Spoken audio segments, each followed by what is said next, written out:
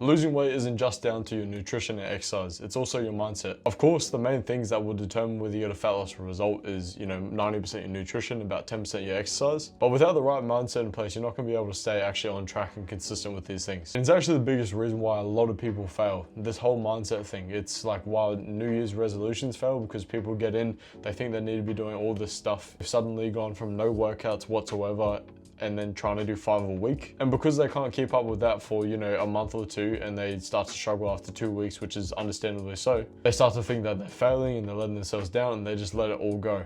And it also comes down to when they go out for social events and they have an off day, how they react. That can also determine whether, they're gonna be getting consistent long-term results, or whether it's gonna be something where they'll, probably won't really get any results and they'll fall off and fail. A lot of people try and start at the perfect time, or they, wait for the new year, but there's never gonna be a perfect time. And there's always things going on in our lives. We're always gonna be busy. Just because you have a quiet period when you want to start, your life is gonna get busy again. Life is just busy in general. Wouldn't you rather have a plan that works around your life than one that just works when you're quiet? Because you're never really that quiet all the time, right? Because as I said, consistency is gonna beat perfection. So if you can be consistent all year round, you don't have to be absolutely perfect. You will get results. Simple as that. And like with these off days as well, if people actually, minimize this down and actually put it into a proper example, they'll realize that one day actually doesn't set them back. If you're sticking to your calories all week in a fat loss phase, and then you have one day where you go like double or triple your calories, you'll still probably lose weight for that week. If you don't lose weight, you'll maintain. There's probably no, unless you go like absolutely insane on, a few days or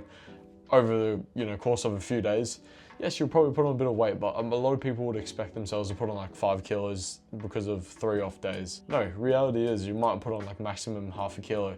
You might not even put on weight, you might maintain. But there's gonna be things like, fluctuations on the weight scale that gets into people's heads, and it makes them like, the fluctuations on the weight scale can make you like 2 to 3 kilos heavier. And people don't realize this. And they think that they've messed up and they failed, and they ultimately give up. My biggest thing with this is to stop treating these setbacks like a failure, and, see it as a learning. Have a think about it. Like, think, why did this happen? What can I do better next time? Maybe you went out to a social event, but you didn't do any planning beforehand. You just sort of went into it and that was it. Maybe next time you can sort of plan out your day of eating in advance. Maybe you can look at the menu. Maybe you can, pay a bit more attention to where you're going next time in the days leading up. Or maybe if you know about the social event and you've got the week leading up, maybe you can do some like calorie boosting where you save some extra calories during the week to have some extra calorie freedom on the weekend. There's heaps of things that you can do that takes like 5 minutes that would honestly save people's weekends and, keep them consistent.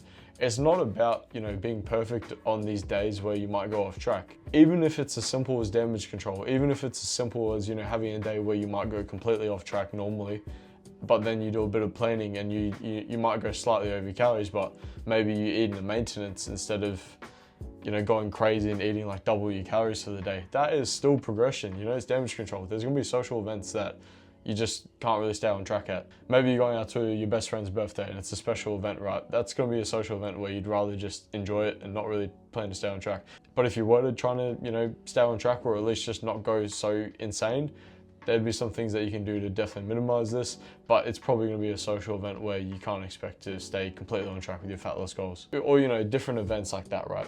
And getting back to the scale, with these fluctuations, look, the weight scale can be affected by so many different things. Water fluctuations, sodium, high carb meals, putting on muscle mass, simple as that. Muscle mass is heavier than fat mass. So you could see an increase on the scale, but it might be because you've replaced muscle with fat. And as I said, muscle is heavier than fat.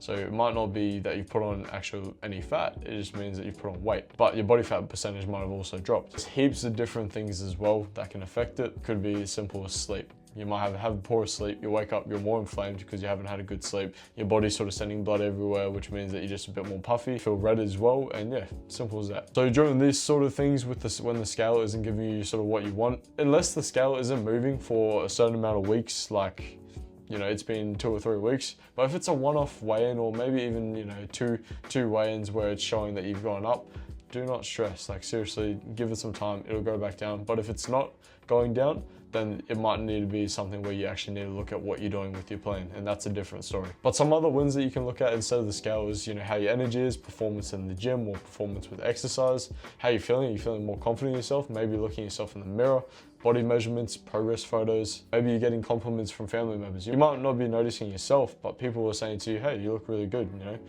you look leaner, something like that, right? And I think a lot of people also need to develop a growth mindset. You know, stop thinking, you know, that it's never going to be perfect. When is anything in life perfect and goes to plan? There's always hurdles, there's always things that you got to get through. But the greatest learnings comes from, you know, facing those things head on.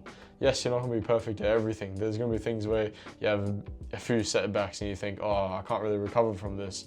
But if you keep pushing through, you will eventually. Like, it's, if there's a will, there's a way. That's a quote that I like saying. Oh yeah, that's my favorite saying. But yeah, ultimately, mindset is what drives that long-term consistency and results. As long as you're doing the right stuff with nutrition and training, having a strong mindset is going to help you get that, you know, sustainability and that consistency with your results. If you guys feel like you haven't got the right plan in your fat loss phase, I post heaps of helpful daily fat loss advice on my Instagram at landonquinn.coaching, but feel free to also message me any struggles that you're having so I can chat and point you in the right direction.